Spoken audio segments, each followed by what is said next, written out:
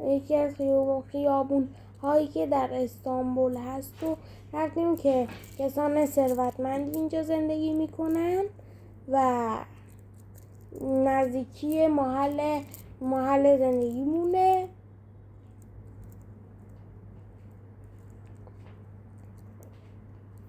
و اینجا میشه گفت که همه مردم ثروتمندن و بعد پیاده روی میرن تو کافه ها میشینن و قهوه و چایشون رو میخورن. مرسی که همراه ما بودیم. ادامهش رو ببینی. ماشین های گرون قیمتی اینجا وجود داره.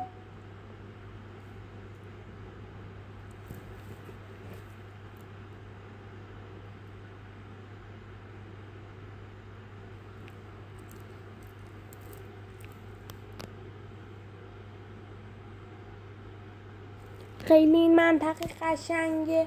یکی از منطقه های خیلی خیلی قشنگه که خونه ها و برج های خیلی قشنگی داره. اینجا هم یک دونه از کافه های معروف رو میبینی.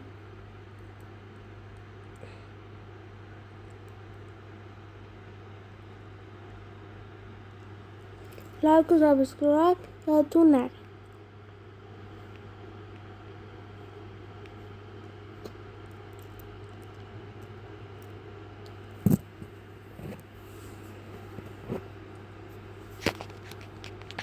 ادامه‌ش یکم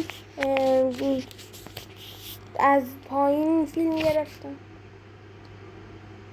که نماهای متفاوتی باشه.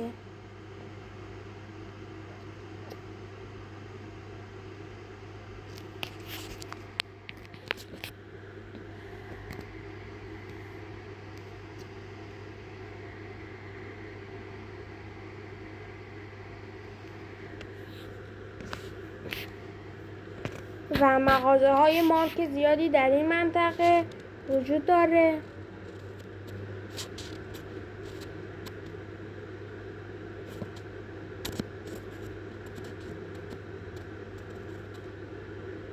ادامه ویدیو رو ببینیم. امیدوارم که از این ویدیو لذت ببرید.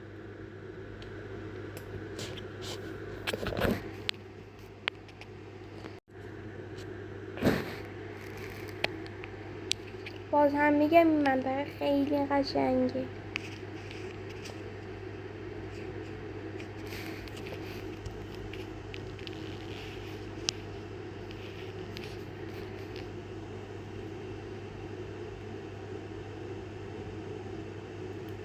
لایک و سابسکرایب یادتون نره و مرسی که این ویدیو رو دارین با ما همراهی میکنید.